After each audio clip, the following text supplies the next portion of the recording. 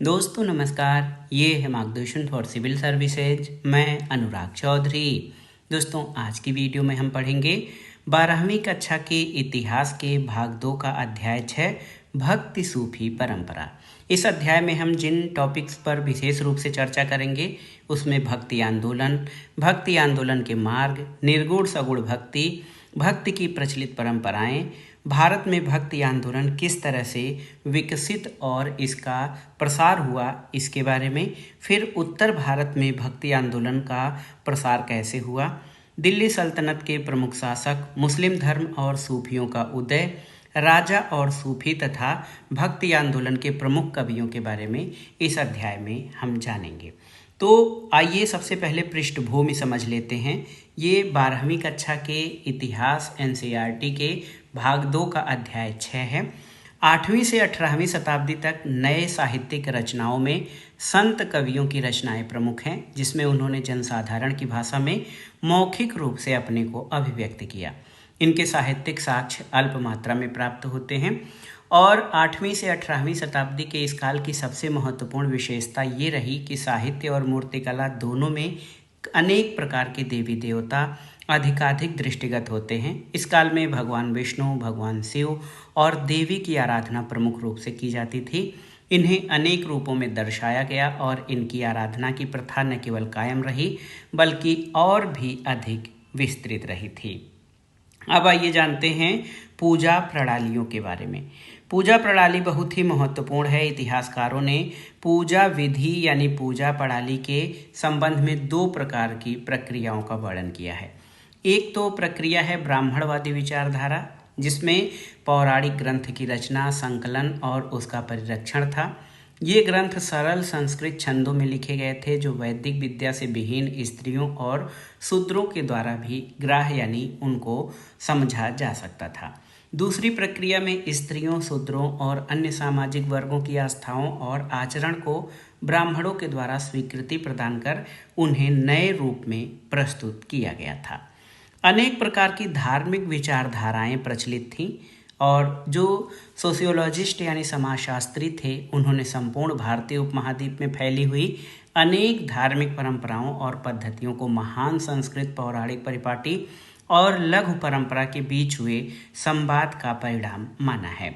और इस प्रक्रिया का सबसे विशिष्ट उदाहरण पुरी ओडिशा में मिलता है, जहां मुख्य देवता को 12वीं शताब्दी तक आते जाते जगन्नाथ विष्णु के एक स्वरूप के रूप में प्रस्तुत किया गया। और जगन्नाथ का शाब्दिक अर्थ आप जानते हैं, जगत का नाथ यानी विश्व का स्वामी। महान और लघु परंपरा क्या है? ये बहुत ही महत्वपूर्ण है। महान और लघु परंपरा देखिए, 20वीं शताब्दी के एक समाजशास्त्री रहे हैं रॉबर्ट रेडफील्ड। देखिए, रॉबर्ट रेडफील्ड जो हैं ये 20वीं शताब्दी के एक महान समाजशास्त्री रहे हैं। इन्होंने एक कृषक समाज के सांस्कृतिक आचरण का वर्णन करने के लिए महान और लघु जैसे शब्द मुद्रित किए थे, यानी इन्होंने महान और लघु परंपरा जैसे शब्दों की खोज की। महान परंपरा क्या है? तो रॉबर्ट रेडफील्ड ने देखा कि कृषक समाज के प्रभुत्वशाली वर्ग जैसे पुरोहित और राजा द्वारा पालन किए जाने वाले कर्मकांड और पद्धतियों का अनुसरण करते थे। इन्होंने इन कर्मकांडों का जो है महान परंपरा की संज्ञा दी थी। लघु परंपरा तो इसके अतिरिक्त जो कृषक समुदाय था इन परंपराओं से एकदम अलग लोकाचारों का भी पालन करता था, जिन्हें लघु परंपरा कहा गया है। तो ये बहुत ही महत्वपूर्ण था। आप जानिए, महान और लघु परंपरा, ये रॉबर्ट रेडफील्ड जो थे 20वीं शताब्दी के समाजशास्त्री, उनके द्वारा प्रचलित ये दोनों शब्द थे। तांत्रिक पूजा पद्धति तो भारतीय उपमहाद्वीप के कई भागों में देवी की आराधना तांत्रिक पूजा पद्धति के रूप में प्रचलित थी, जिसमें स्त्री और पुरुष दोनों ही भाग लेते थे। तांत्रिक पूजा पद्धति के विचारों में शैव और बौद्ध दर्शन को प्रभावित किया। विशेष रूप से भारतीय उपमहाद्वीप के पूर्वी, उत्तरी और दक्षिणी भागों में आगामी सहस्राब्दी में भी इन सभी विश्वासों और आचारों का वर्गीकरण हिंदू के रूप में किया गया था। आप देखिए, भक्तिपूर्ण उपासना पद्धति क्या थी? भक्तिपूर्ण उपासना पद्धति आप जान लीजिए, ये बहुत ही महत्वपूर्ण है। भक्तिपूर्ण उपासना पद्धति क्या थी, इसको जानना बहुत जरूरी है। तो आप देख लीजिए, धार्मिक विश्वास और जो आचरण थे उसमें विभिन्न धार्मिक पद्धतियों में भेद था।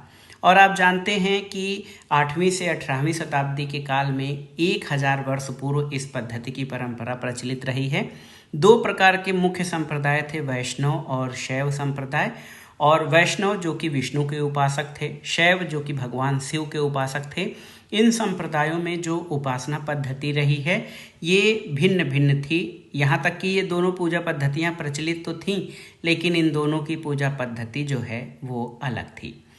कौन कौन सा जो अंतर था इसमें देखिए, धार्मिक विश्वास और आचरण में भेद और संघर्ष क्या था, इसको जानना जरूरी है।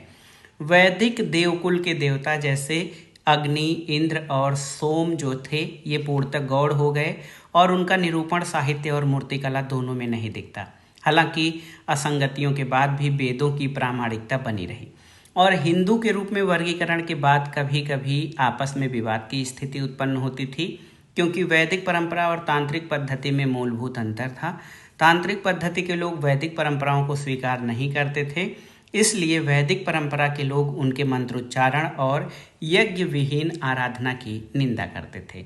आप जानते हैं कि जो वैदिक परंपरा थी वो वेद और यज्ञ पर आधारित थी, जबकि तांत्रिक पद्धति के लोग मंत्रोच्चार के द्वारा अपनी आराधना करते थे।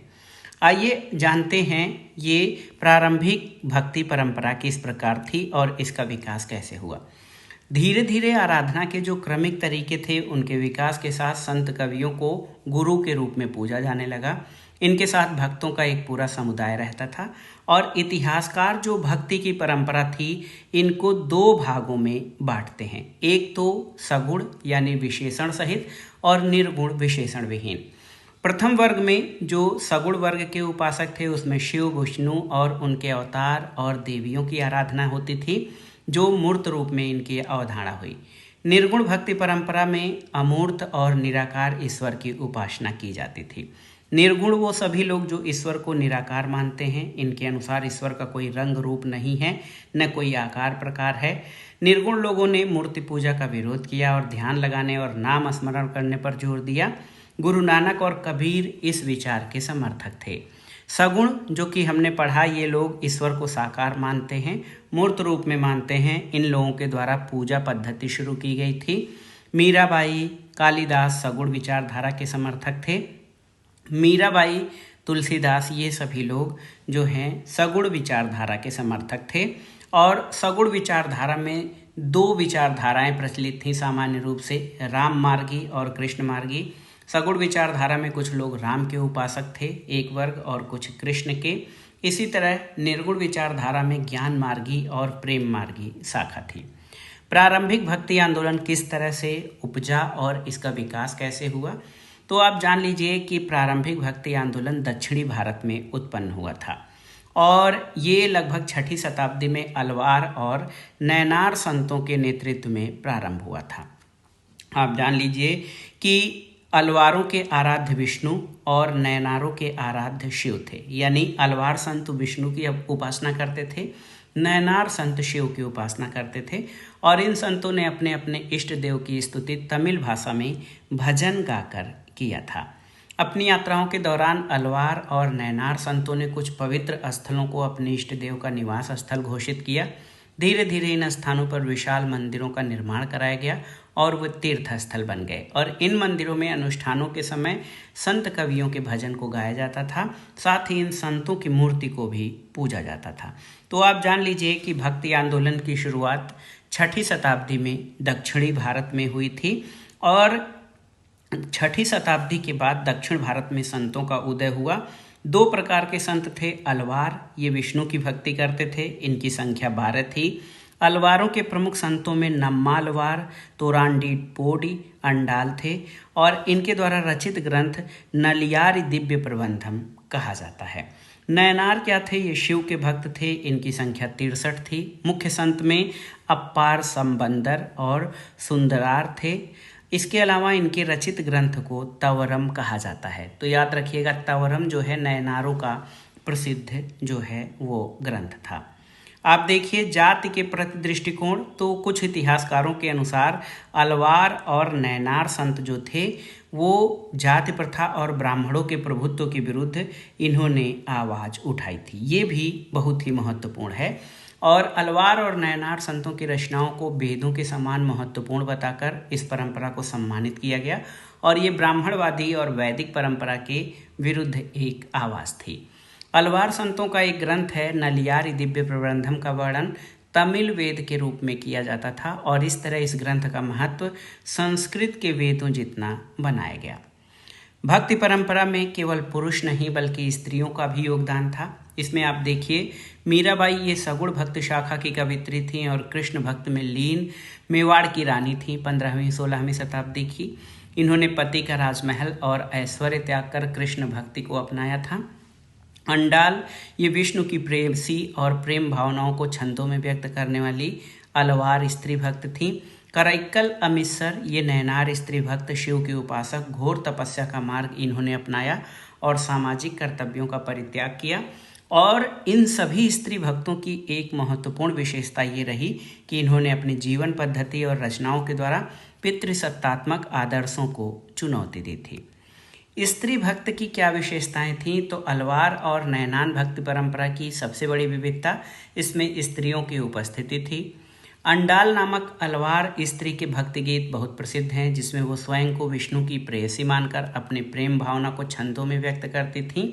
और शिव भक्त कराइक्काल अम्मैयार ने अपने उद्देश्य प्राप्ति के लिए घोर तपस्या का मार्ग अपनाया था और नैनार परंपरा में उनकी रचनाओं को सुरक्षित किया गया। हालांकि इन स्त्रियों ने अपने सामाजिक कर्तव्यों का तो परित्याग कर दिया था, वो किसी वैकल्पिक व्यवस्था अथवा भिक्षुणी समुदाय की सदस्य नहीं बनी। इन स्त्रियों की जीवन पद्धति और इनकी रचनाओं ने पितृसत्तात्मक आदर्शों को चुनौती दी थी। भक्ति साहित्य का संकलन किस प्रकार से किया गया ये बहुत ही महत्वपूर्ण है। आप जान लीजिए 10वीं शताब्दी तक आते आते 12 अलवारों की रचनाओं का संकलन किया गया जो 4000 पावन रचनाएं नलियारी दिव्य प्रबंधन के रूप में जानी जाती हैं, आप याद रख लीजिएगा। और 10वीं शताब्दी में अपार, संबंदर और सुंदरार की रचनाएं तवरम नाम से संकलन में रखी गईं जिसमें कविताओं के संगीत के आधार पर वर्गीकरण हुआ था। प्रारंभिक भक्ति आंदोलन आप जानते हैं कि मुख्य रूप से प्रारंभिक जो भक्ति आंदोलन था इसमें कुल मिलाकर सामान्य रूप से जाति प्रथा और ब्राह्मणों की प्रभुता के विरुद्ध आवाज़ उठाई गई थी। इसमें अस्पृश्यता यानी छुआछूत का विरोध किया गया और समाज का स्थान योग्यता के आधार पर निर्धारित किए जाने की व्यवस्था की गई और ये माना गया कि समाज के सभी लोग बराबर हैं, सभी ईश्वर की संतान हैं। भक्ति आंदोलन का जो मुख्य उद्देश्य भी यही था कि असमानता, समाज में जो असमानता है, जन जन में ऊंच नीच की भावना है, अमीर गरीब छोटे बड़े की भावना को समाप्त करना, ये जो है भक्ति आंदोलन का उद्देश्य था। और आप जान लीजिए भक्ति आंदोलन का दायरा जो है बहुत व्यापक था और इसका मुख्य उद्देश्य सामाजिक समरसता और सामाजिक समानता की स्थापना करना था। धर्मों का राज्य के साथ क्या संबंध रहा ये भी बहुत ही महत्वपूर्ण है क्योंकि तमिल क्षेत्र में प्रथम सहस्राब्दी के बाद में पल्लव और पांड्य जैसे राजाओं का उद्भव हुआ और इस क्षेत्र की कई शताब्दियों से मौजूद बौद्ध और जैन को व्यापारी और शिल्पी वर्ग का प्रश्रय मिला था। इन धर्मों को यदा कदा ही राज के संरक्षण और अनुदान मिलता था। तमिल भक्ति रचनाओं की एक मुख्य विषय वस्तु बौद्ध और जैन धर्म के प्रति उनका विरोध है। नैनार संतों की रचनाओं में विशेष रूप से दिखाई देता है और इतिहासकार इस विरोध का कारण राजकीय अनुदान प्राप्त करने के लिए प्रतिस्पर्धा की भावना बताते हैं। आप देखेंगे कि चोल शासकों के साथ भी भक्ति संबंध रहा है। शक्तिशाली चोल 9वीं से 13वीं शताब्दी तक इन्होंने ब्राह्मणी और भक्ति परंपरा को समर्थन दिया था। चोल शासकों ने विष्णु और शिव के मंदिरों के निर्माण के लिए भूमि अनुदान दिया। चिदम्बरम, तंजावुर, गंगैकोंडचोलपुरम के विशाल शिव मंदिर चोल सम्राटों की मदद से निर्मित हुए और इस काल में शिव की कांस्य मूर्तियों का भी निर्माण हुआ। चोल सम्राट दैवी समर्थन पाने का दावा करते थे। वे पत्थर और धातु से बनी मूर्तियों से सुसज्जित मंदिरों का निर्माण कराकर अपनी सत्ता का प्रदर्शन करते थे और चोल सम्राटों ने इन मंदिरों में तमिल भाषा के शैव भजनों के गायन का प्रचलन कराया और इन भजनों को एक ग्रंथ तवरम के रूप में संकलित कराने की जिम्मेदारी ली। चोल सम्राट परांतक प्रथम द्वारा एक शिव मंदिर में संत कवि अप्पार संबंदर और सुंदरार की धातु प्रतिमाएं स्थापित करवाने की जानकारी 945 ईस्वी के एक अभिलेख से मिलती है। इसी तरह दक्षिण भारत में कर्नाटक में वीर शैव परंपरा रही है। वीर शैव परंपरा और लिंगायत। वीर शैव परंपरा 12वीं शताब्दी में कर्नाटक में जो है एक ब्राह्मण बासवन्ना ने एक नए आंदोलन, देखिए 12वीं शताब्दी में कर्नाटक में एक नए आंदोलन का उदय हुआ जिसका नेतृत्व वासवन्ना नामक एक ब्राह्मण ने किया। वासवन्ना कालचुरी राजा के दरबार में मंत्री थे। इनके अनुयायी वीर शैव यानी शिव के वीर और लिंगायत धारण करने वाले कहलाए। और ये पहले तो शुरू में जैन धर्म को मानने वाले थे, लेकिन आगे चलकर इन्होंने ब्राह्मणवादी व्यवस्था का विरोध किया और एक नई व्यवस्था बनाई। इन्होंने समाज सुधार का कार्य किया। वीर शैव परंपरा के लोगों ने समाज सुधार का कार्य किया और ब्राह्मण व्यवस्था में उपस्थित जो कुरीतियाँ थी उनकी आलोचना की और इनके अनुयायियों को वीर शैव या लिंगायत कहा जाने लगा।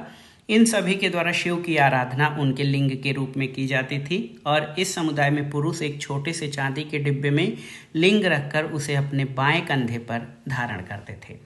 लिंगायत समुदाय आज भी बहुत ही महत्वपूर्ण है और आप जान लीजिए कि ये शिव की आराधना लिंग के रूप में करते हैं। इस समुदाय के पुरुष बाएं स्कंध पर चांदी के एक पिटारे में एक लघु लिंग धारण करते हैं जिसे श्रद्धा की दृष्टि से देखा जाता है। इसमें जंगम यानी यायावर भिक्षु या घुमक्कड़ भिक्षु शामिल हैं। लिंगायत विचारधारा ने जाति प्रथा का विरोध किया था। जाति प्रथा के संदर्भ में सामाजिक और धार्मिक क्षेत्र तो आप देखिए, जाति प्रथा के संदर्भ में लिंगायत समुदाय का योगदान रहा। लिंगायतों का ये मानना है कि मृत्यु के उपरांत सभी भक्त शिव में लीन हो जाएंगे और संसार में पुनः नहीं लौटेंगे।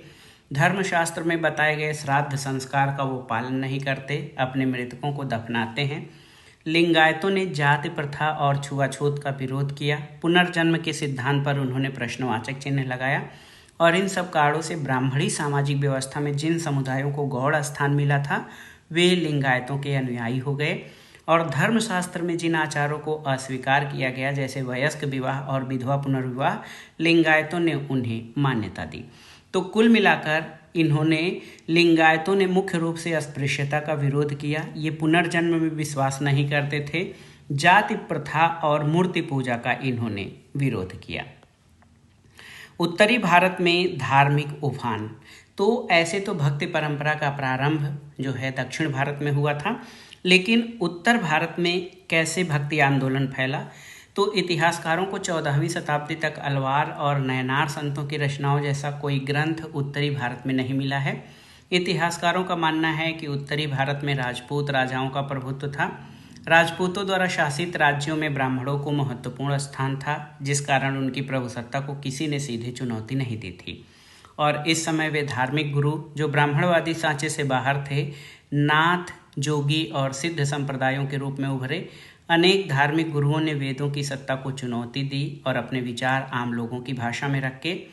13वीं शताब्दी में तुर्कों ने दिल्ली सल्तनत की स्थापना की, जिससे राजपूत राज्यों और उनसे जुड़े ब्राह्मणों का महत्व कम हो गया और इन परिवर्तनों का प्रभाव संस्कृति और धर्म पर भी पड़ा था, ये आप जान लीजिए।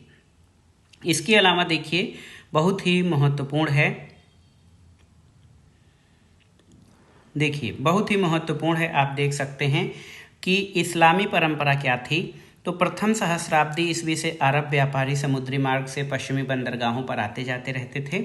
इस समय मध्य एशिया से लोग आकर देश के उत्तरी पश्चिमी प्रांतों में बस गए और 7वीं शताब्दी में इस्लाम के उद्भव के बाद ये क्षेत्र उस संसार का हिस्सा बना जिसे इस्लामी विश्व कहा जाता है। आप जानते हैं कि 711 में अरब के मोहम्मद कासिम ने भारत पर पहला मुस्लिम आक्रमण किया था और इसने सिंध पर विजय प्राप्त की, उसे खलीफा के क्षेत्र में शामिल कर लिया। लगभग 13वीं शताब्दी में तुर्कों ने दिल्ली के सल्तनत की नींव रखी थी और धीरे धीरे अपने साम्राज्य का विस्तार दक्षिणी क्षेत्रों तक उन्होंने कर लिया था। मोहम्मद कासिम ने भारत का सिंध वाला हिस्सा जीता था, उस पर अपना शासन स्थापित किया और भारत पर मुस्लिम शासकों द्वारा किया गया ये पहला हमला था। इसके बाद 16वीं से 18वीं शताब्दी तक बहुत से क्षेत्रों में शासकों का स्वीकृत धर्म इस्लाम था। मुसलमान शासकों को उलेमाओं के द्वारा मार्गदर्शन दिया जाता था और शासकों से ये अपेक्षा की जाती थी कि वे उलेमा द्वारा बताए गए मार्गदर्शन का अनुसरण करेंगे। लेकिन भारतीय उपमहाद्वीप में स्थिति थोड़ी जटिल थी, क्योंकि जनसंख्या का एक बड़ा भाग इस्लाम धर्म को नहीं मानता था। वास्तव में शासक शासितों की तरफ काफ़ी लचीली नीति अपनाते थे। अनेक शासकों ने हिंदू, जैन, पारसी, ईसाई और यहूदी धर्म संस्थाओं को भूमि अनुदान दिए और करों में छूट प्रदान की, और उन्होंने अन्य धर्मों के नेताओं के प्रति श्रद्धा भाव भी प्रकट किया। और ऐसे अनुदान अनेक मुगल बादशाहों, जिनमें अकबर और औरंगजेब शामिल थे, उनके द्वारा दिए गए थे। देखिए, जिम्मी के बारे में जानते हैं। जिम्मी कौन लोग थे? तो जिम्मी एक प्रकार से संरक्षित श्रेणी के लोग थे। जनसंख्या के बहुसंख्यक भाग के लोग इस्लाम धर्म के अनुयायी नहीं थे। इनमें यहूदी और ईसाई भी थे, जिन्हें जिम्मी या संरक्षित श्रेणी कहा जाता था। और आप जान लीजिए कि इस्लामी शासक इनसे जजिया नामक कर लेकर इन्हें संरक्षण देते थे। हिंदुओं को भी इसी संरक्षित श्रेणी में रखा गया था। उलेमा कौन से लोग थे? तो उलेमा यानी आलिम का आशय होता है विद्वान। उलेमा इस्लाम धर्म के विशेषज्ञ होते थे। इन्हें विशेष दर्जा मिलता था। ये मौलवी से ऊपर की पदवी है। उलेमाओं का कार्य शासकों को मार्गदर्शन देना होता था कि वे शासन में शरिया का पालन करवाए। काजी, न्यायाधीश आदि पदों पर इस्लाम धर्म के विद्वानों को नियुक्त किया जाता था। शरिया कानून क्या था? तो आप ये भी जानिए कि शरिया मुसलमान समुदाय को निर्देशित करने वाला कानून है। शरिया जो है ये मुसलमान समुदाय को या मुस्लिम समुदाय को निर्देशित करने वाला समुदाय है, कानून है। ये कुरान शरीफ और हदीस पर आधारित है। हदीस का अर्थ है पैगंबर साहब से जुड़ी परंपराएं, जिनके अंतर्गत उनके स्मृत शब्द और क्रियाकलाप आते हैं। अरब क्षेत्र में इस्लाम का उदय हुआ और अरब क्षेत्र से बाहर जब इस्लाम का प्रसार हुआ, जहाँ के आचार विचार भिन्न थे, तो कियास यानी सदृशता के आधार पर तर्क और इज्मा यानी समुदाय की सहमति को भी कानून का स्रोत माना जाने लगा। और इस तरह शरिया, कुरान, हदीस, कियास और इज्मा का उदय हुआ। देखिए, ये बहुत ही महत्वपूर्ण है कि कैसे कैसे जो है इस्लाम धर्म का प्रचार हुआ। लोक प्रचलन में इस्लाम कैसे आया? तो इस्लाम के आगमन के बाद जो परिवर्तन हुए वे शासक वर्ग तक सीमित नहीं थे, बल्कि पूरे उपमहाद्वीप में दूर दराज और विभिन्न सामाजिक समुदायों, किसान, शिल्पी, योद्धा, व्यापारी के बीच फैले। जिन्होंने इस्लाम धर्म कबूल किया उन्होंने सैद्धांतिक रूप से इसकी 5 मुख्य बातें मानी। प्रायः सांप्रदायिक यानी शिया और सुन्नी काड़ों और स्थानीय लोकाचारों के प्रभाव के कारण से धर्मांतरित लोगों के व्यवहारों में भिन्नता देखी जा सकती थी। कुरान के विचारों की अभिव्यक्ति के लिए खोजा इस्माइली यानी शिया समुदाय के लोगों ने देसी साहित्यिक विद्या का सहारा लिया और विभिन्न स्थानीय भाषाओं में जीनन नाम से भक्ति गीतों को गाया जाने लगा, जो राग में बंधे हुए थे। और इसके अतिरिक्त केरल यानी दक्षिण भारत के मालाबार तट के किनारे बसे अरब मुसलमान व्यापारियों ने स्थानीय मलयालम भाषा को अपनाने के साथ साथ मातृकुलीयता और मातगृहिता जैसे स्थानीय आचारों को अपनाया था। इस्लाम धर्म की 5 प्रमुख बातें कौन सी थी, इनको जानना जरूरी है। तो इस्लाम धर्म के सिद्धांतों में ये कहा जाता है अल्लाह एकमात्र ईश्वर है, पैगंबर मोहम्मद उनके दूत हैं, दिन में 5 बार नमाज पढ़ी जानी चाहिए, खैरात यानी जक़ात बांटी जानी चाहिए और रमज़ान के महीने में रोज़ा रखना चाहिए, हज के लिए मक्का जाना चाहिए। तो ये इस्लाम धर्म की 5 मुख्य बातें रही हैं। समुदायों के नाम, तो प्रारंभ में हिंदू और मुसलमान जैसे संबोधन का प्रचलन नहीं था। लोगों का वर्गीकरण उनके जन्मस्थान के आधार पर किया जाता था। जैसे तुर्की मुसलमानों को तुर्क या तुरुस्क कहते थे, तजाकिस्तान से आए लोगों को ताजिक, फारस से आए लोगों को फारसी, ईरान से आए लोगों को ईरानी कहा जाता था। मलेच्छ लोग कौन थे? तो मलेच्छ शब्द का प्रयोग प्रवासी समुदायों के लिए किया जाता था। ये नाम इस बात की ओर संकेत करता है कि ये लोग वर्ण व्यवस्था के नियमों का पालन नहीं करते थे और ऐसी देसी भाषाओं को बोलते थे जिनका उद्भव संस्कृत से नहीं हुआ था। इनको मलेच्छ कहा जाता था। इसी दौरान देखिए हमने भक्ति और सूफी परंपरा में, तो सूफी कौन थे ये भी बहुत ही महत्वपूर्ण है। सूफी लोग कौन थे? तो आप जान लीजिए कि इस्लाम की आरंभिक शताब्दियों में कुछ आध्यात्मिक लोगों का झुकाव रहस्यवाद और वैराग्य की ओर बढ़ने लगा था और सूफी इनको कहा गया जो रहस्यवाद और वैराग्य की ओर ऐसे लोग आकर्षित हुए थे। इन्हें सूफी कहा जाने लगा। सूफी लोगों ने रूढ़िवादी परिभाषाओं और धर्माचार्यों द्वारा दी गई कुरान और सुन्ना यानी पैगंबर के व्यवहार की बौद्धिक व्याख्या की आलोचना की, और सूफियों ने साधना में लीन होकर उससे प्राप्त अनुभवों के आधार पर कुरान की व्याख्या की, जिनके अनुसार उन्होंने पैगंबर मोहम्मद को इंसान एक कामिल बताते हुए ईश्वर की भक्ति और उनके आदेशों का पालन करने पर बल दिया। सूफी मत के प्रमुख जो सिद्धांत थे वो क्या थे, तो आप जान लीजिए कि सूफी मत एक ईश्वरवाद में विश्वास करते थे, ये आत्मा में विश्वास रखते थे, अल्लाह ने जगत की सृष्टि की है, सभी जीवों में मानव श्रेष्ठ है, रहस्यवाद और वैराग्य की ओर ये आकर्षित होते थे, गुरु अथवा पीर का महत्व था, प्रेम साधना पर बल दिया गया और परमात्मा यानी अल्लाह की प्राप्ति जीवन का परम लक्ष्य था। तो आप जान लीजिए कि सूफीवाद और तसव्वुफ, तो 19वीं शताब्दी में अंग्रेजी शब्द सूफीवाद के लिए इस्लामी ग्रंथों में तसव्वुफ शब्द का प्रयोग किया जाता है। कुछ विद्वानों के अनुसार ये शब्द सूफ यानी ऊन से निकला है, जबकि कुछ विद्वान सफ़ा से इस शब्द की उत्पत्ति मानते हैं, जो पैगंबर की मस्जिद के बाहर एक चबूतरा था जिनके पास धर्म के बारे में जानने के लिए अनुयायियों की भीड़ जमा होती थी। खानकाह क्या है, आपको ये जानना जरूरी है। खानकाह तो आप देख सकते हैं, खानकाह संस्थागत दृष्टि से सूफी स्वयं को एक संगठित समुदाय, खानकाह जो कि फारसी भाषा का शब्द है, उसके वो स्थापित करते थे जिसका नियंत्रण पीर, शेख अथवा मुर्शिद के द्वारा किया जाता था, और ये अपने अनुयायियों की भर्ती करते थे और अपने वारिस की नियुक्ति करते थे। ये हिंदुओं के आश्रम जैसा क्षेत्र होता था। यहाँ पर शेख यानी शिक्षक और उसके अनुयायी मुरीद रहते थे। यहाँ पर लोग अपनी आस्था प्रकट करने और इच्छाओं की पूर्ति के लिए आते थे। खानकाह में पूरे दिन लंगर की व्यवस्था होती थी, जिससे कोई भी आने जाने वाला व्यक्ति खाना खा सकता था। सूफी सिलसिला क्या था, ये भी महत्वपूर्ण है। तो 12वीं शताब्दी में इस्लामी जगत में सूफी सिलसिलों का गठन होना प्रारंभ हो गया। सिलसिले का शाब्दिक अर्थ है जंजीर, जो शेख और मुरीद के बीच एक निरंतर रिश्ते का प्रतीक है। इस रिश्ते की अटूट कड़ी पैगंबर मोहम्मद, शेख और मुरीद थे, और इस कड़ी के द्वारा पैगंबर मोहम्मद की आध्यात्मिक शक्तियाँ शेख के माध्यम से मुरीदों को मिलती थीं। देखिए, दरगाह तो पीर की मृत्यु के बाद उसकी दरगाह जो है उसके मुरीदों के लिए भक्ति का स्थल बन जाती थी। इस तरह पीर की दरगाह पर जियारत के लिए जाने, खास तौर से उनकी बरसी के अवसर पर परिपाटी चल निकली, और इस परिपाटी को उर्स यानी विवाह मायने पीर की आत्मा का ईश्वर से मिलन कहा जाता था।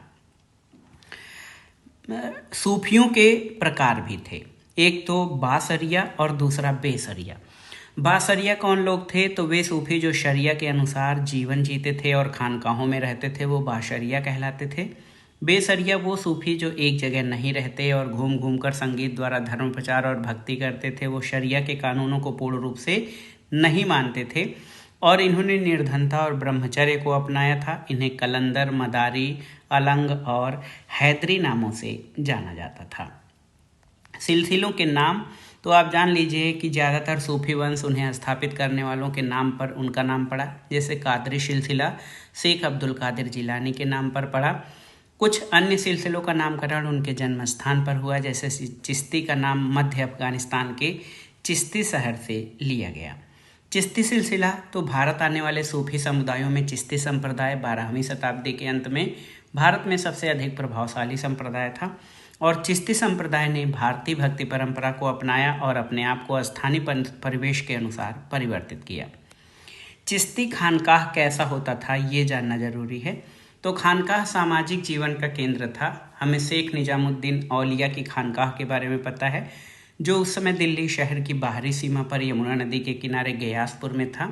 यहाँ कई छोटे छोटे कमरे, एक बड़ा हाल यानी जमात खाना था, जहाँ सहवासी और अतिथि रहते थे और उपासना करते थे। सहवासियों में शेख का अपना परिवार, सेवक और अनुयायी थे। शेख एक छोटे कमरे में छत पर रहते थे, जहाँ वह मेहमानों से सुबह शाम मिला करते थे। आंगन एक गलियारे से घिरा होता था और खानकाह को चारों ओर से दीवार घेरे रहती थी। एक बार मंगोल आक्रमण के समय पड़ोसी क्षेत्र के लोगों ने खानकाह में शरण ली थी, और यहाँ एक सामुदायिक रसोई जिसको लंगर कहते थे, फुतूह यानी बिना मांगी खैर पर चलती थी। चिश्ती खानकाह में जीवन कैसा था? तो सुबह से देर रात तक सब तबके के लोग, सिपाही, गुलाम, गायक, व्यापारी, कवि, राहगीर, धनी और निर्धन, हिंदू, जोगी और कलंदर यहाँ अनुयायी बने। इबादत करने, ताबीज़ लेने अथवा विभिन्न मसलों पर शेख की मध्यस्थता के लिए ये लोग आते थे। कुछ अन्य मिलने वालों में अमीर हसन सिज्जी और अमीर खुसरो जैसे कवि और दरबारी इतिहासकार जियाउद्दीन बरनी जैसे लोग शामिल थे। शेख निजामुद्दीन ने कई आध्यात्मिक वारिसों का चुनाव किया और उन्हें उपमहाद्वीप के विभिन्न भागों में खानकाह स्थापित करने के लिए नियुक्त किया था। चिश्ती उपासना, जिसको जियारत कहते हैं, तो सूफी संतों की दरगाह पर की गई जियारत सारे इस्लामी संसार में प्रचलित है। इस अवसर पर संत के आध्यात्मिक आशीर्वाद यानी बरकत की कामना की जाती है। पिछले 700 से अलग अलग संप्रदायों, वर्गों और समुदायों के लोग 5 महान चिश्ती सिलसिलों की दरगाह पर अपनी आस्था प्रकट करते रहे हैं। इसमें सबसे अधिक पूजनीय दरगाह ख्वाजा मोइनुद्दीन की है, जिन्हें गरीब नवाज कहा जाता है। ख्वाजा मोइनुद्दीन या ख्वाजा गरीब नवाज के नाम से प्रसिद्ध शेख मोइनुद्दीन चिश्ती की अजमेर में दरगाह ख्वाजा की दयालुता, सदाचारिता और अनेक आध्यात्मिक उत्तराधिकारियों की महानता के कारण आज भी प्रसिद्ध है। और 14वीं शताब्दी में ख्वाजा मोइनुद्दीन की दरगाह का सबसे पहले किताबी वर्णन मिलता है। इस दरगाह पर आने वाला प्रथम सुल्तान मोहम्मद बिन तुगलक था और 15वीं शताब्दी के उत्तरार्ध में मालवा के सुल्तान गियासुद्दीन खिलजी ने शेख की मजार पर सर्वप्रथम इमारत का निर्माण कराया। अकबर भी ख्वाजा मोइनुद्दीन की दरगाह से जुड़ा था। बादशाह अकबर ख्वाजा मोइनुद्दीन चिश्ती का बड़ा मुरीद था। अकबर ने अपने जीवन काल में 14 बार अजमेर की दरगाह की जियारत की। अकबर ने एक विशाल देग यानी खाना बनाने का पात्र तीर्थयात्रियों के लिए दिया और अपनी प्रत्येक यात्रा में वह दरगाह में दान, भेंट आदि दिया करता था। उसने दरगाह के अहाते में एक मस्जिद का निर्माण भी कराया था। चिश्ती उपासना में कव्वाली का बहुत ही महत्व है। नाच यानी नृत्य और संगीत जियारत का हिस्सा थे। खास तौर से कव्वालों द्वारा प्रस्तुत रहस्यमयी गुणगान, जिससे परमानंद की भावना को उभारा जा सके। सूफी संत जिक्र यानी ईश्वर का जाप या फिर समा यानी श्रवण करना यानी आध्यात्मिक संगीत की महफिल के द्वारा ईश्वर की उपासना में विश्वास करते थे। तो जिक्र और समा जो है ये चिश्ती संतों की उपासना पद्धति का भाग था। चिश्ती संप्रदाय की भाषा और संपर्क, तो चिश्ती संप्रदाय के लोगों से संपर्क करने के लिए विशेष क्षेत्र विशेष में प्रचलित स्थानीय भाषा का प्रयोग किया गया, जिसके कारण उनकी लोकप्रियता बढ़ी। और दिल्ली में चिश्तियों का संपर्क भाषा हिंदवी थी। बाबा फरीद की स्थानीय भाषा में रचित कविताओं का संकलन सिखों के महान ग्रंथ गुरु ग्रंथ साहब में भी किया गया है। अमीर खुसरो, तो अमीर खुसरो का जीवन काल 1253 से 1325। ये महान कवि, संगीतज्ञ और शेख निजामुद्दीन औलिया के अनुयायी थे। उन्होंने कौल यानी अरबी शब्द का अर्थ प्रचलन है, उसका प्रचलन करके चिश्ती समा को विशिष्ट आकार दिया और कौल को कव्वाली के शुरू और आखिर में गाया जाता था। सूफी और राज्य का संबंध क्या था? ये बहुत ही महत्वपूर्ण है, क्योंकि चिश्ती संप्रदाय की सबसे महत्वपूर्ण विशेषता जो है वो संयम और सादगीपूर्ण आचरण था, जिसमें सांसारिक मोह माया से दूर रहने की बात की जाती थी। और इसमें यदि कोई शासक उन्हें अनुदान या भेंट देता था तो सूफी संत उसे स्वीकार कर लेते थे। चिश्ती धन और सामान के रूप में दान स्वीकार करते थे, परंतु वे इन्हें संभाल कर नहीं रखते थे, बल्कि उसे खाने, कपड़े, रहने की व्यवस्था, समा की महफिलों पर पूरी तरह खर्च कर देते थे। सूफी संतों की धर्मनिष्ठता, विद्वता और उनके द्वारा की गई चमत्कारी शक्ति में विश्वास उनकी लोकप्रियता का कारण था। इन वजहों से शासक भी उनका समर्थन हासिल करना चाहते थे। जैसे अजमेर की दरगाह में जो है अजमेर में चिश्ती सिलसिले की शुरुआत हुई थी और गयासुद्दीन खिलजी के द्वारा इसकी पहली इमारत बनाई गई और मोहम्मद बिन तुगलक पहला सुल्तान था जो इस दरगाह पर आया था और अकबर लगभग 14 बार इस दरगाह पर गया और उसने बहुत सारी चीज़ें उपहार में और दान स्वरूप दी थी। सूफी संतों का राज्य के साथ संबंध क्या था? तो आप जान लीजिए कि सूफी संत सत्ता से दूर रहने पर बल देते थे। सूफी संतों द्वारा विशिष्ट वर्गों द्वारा बिना मांगे गए अनुदान को स्वीकार किया जाता था और सुल्तानों द्वारा खानकाहों को कर मुक्त भूमि अनुदान में दिया जाता था। दान संबंधी न्यास यानी ट्रस्ट की स्थापना की गई। सूफी संतों की लोकप्रियता इतनी अधिक थी, उसके कारण शासक उनका समर्थन चाहते थे और शासक अपनी कब्र सूफी संतों की दरगाहों और खानकाहों के नज़दीक बनाना चाहते थे। सुल्तानों और सूफियों के बीच तनाव के भी उदाहरण मिलते हैं। और अपने अपने आचारों पर बल, जैसे झुककर प्रणाम और कदम चूमना, ये सूफी संतों के अंतर्गत जो है प्रचलित था। उत्तरी भारत में संवाद और असहमति क्या थी? तो उत्तरी भारत में अनेक संत कवियों ने परंपराओं से हटकर नई सामाजिक परिस्थितियों पर भक्ति पदों की रचना की। इसमें कबीरदास, गुरु नानक देव और मीराबाई प्रमुख थे। सबसे पहले कबीरदास के बारे में जानते हैं। तो कबीरदास जो हैं ये बहुत ही महत्वपूर्ण भक्ति मार्गी धारा के कवि हैं। ऐसा माना जाता है कि कबीर जो है, कबीर को एक विधवा महिला द्वारा वाराणसी में जन्म हुआ दिया गया था, लेकिन विधवा होने के कारण कबीर की माताजी ने इनको लहरतारा तालाब के पास छोड़ दिया। इनका पालन पोषण एक जुलाहे दंपत्ति ने किया था। उत्तरी भारत के संत कवियों में कबीर 14वीं-15वीं शताब्दी में अद्वितीय थे। 3 विशिष्ट परिपाटियों में कबीर की बाणी का संकलन किया गया है, साखी, सबद और रामायणी में। प्रथम कबीर बीजक कबीर पंथियों द्वारा वाराणसी और उत्तर प्रदेश के कई स्थानों पर संरक्षित हैं।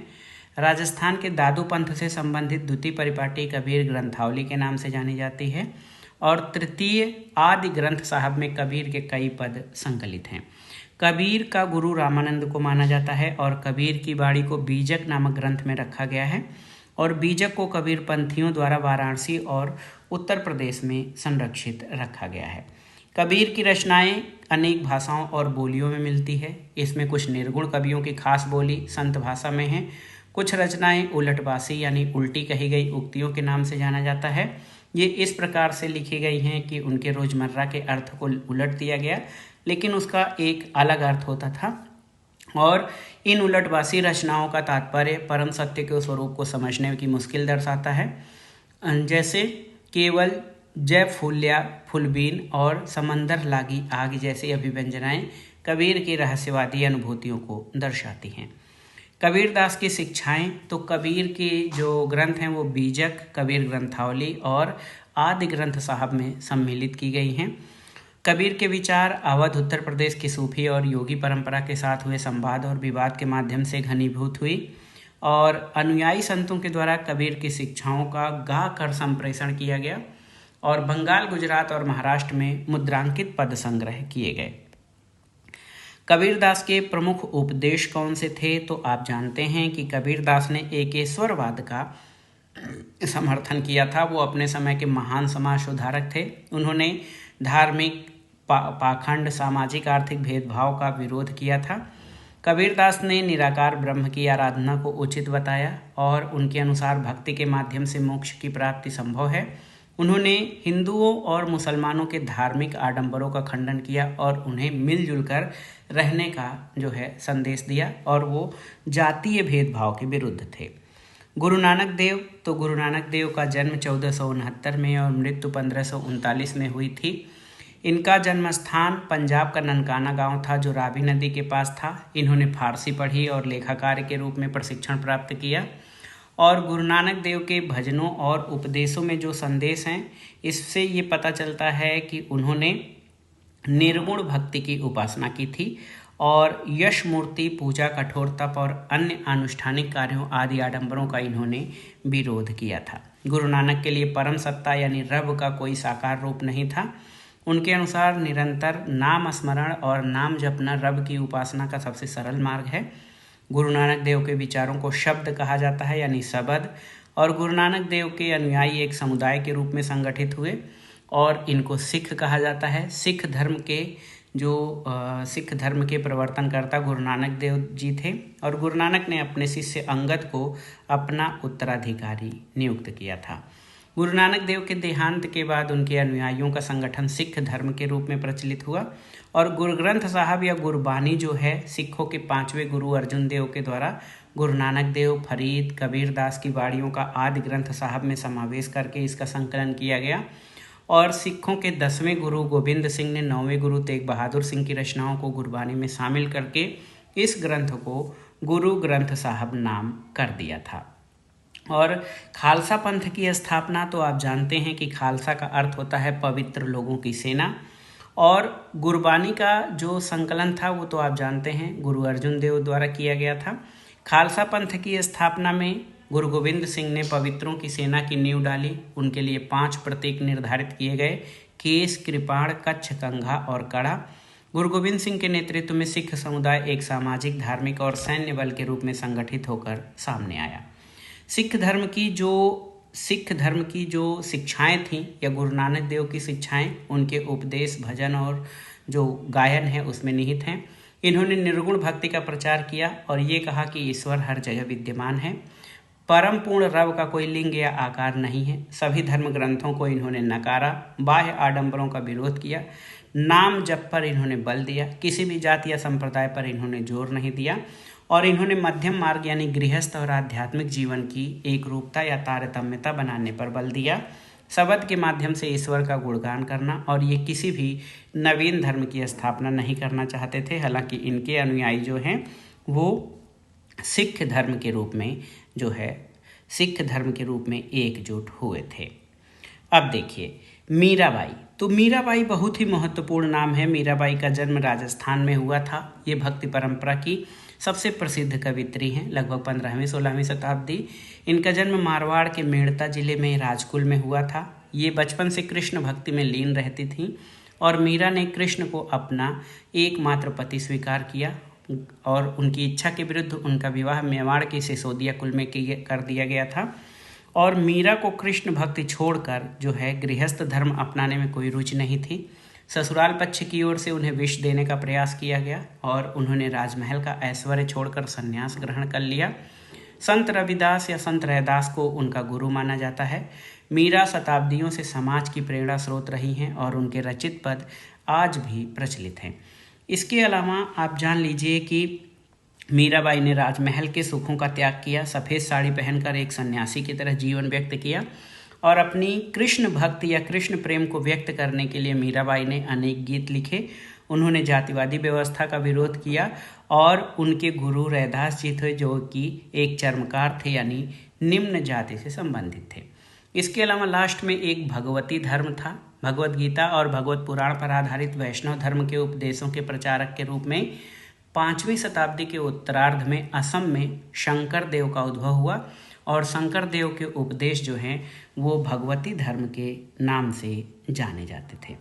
तो ये था आज का वीडियो। इसमें हमने देखिए बहुत ही महत्वपूर्ण जो है 12वीं कक्षा के NCERT इतिहास के दूसरे भाग के अध्याय 6 भक्ति सूफी परंपराओं का अध्ययन किया और भक्ति और सूफी परंपराओं के अंतर्गत जो महत्वपूर्ण तथ्य थे उनको हमने इस शॉर्ट नोट्स में कवर किया। ये बहुत ही महत्वपूर्ण टॉपिक है, आप इसको अच्छे से तैयार कर लीजिएगा। ये वीडियो आपको कैसा लगा हमें कमेंट बॉक्स में ज़रूर बताइएगा। वीडियो को लाइक करें, शेयर करें और इस चैनल मार्गदर्शन फॉर सिविल सर्विसेज को सब्सक्राइब करें। वीडियो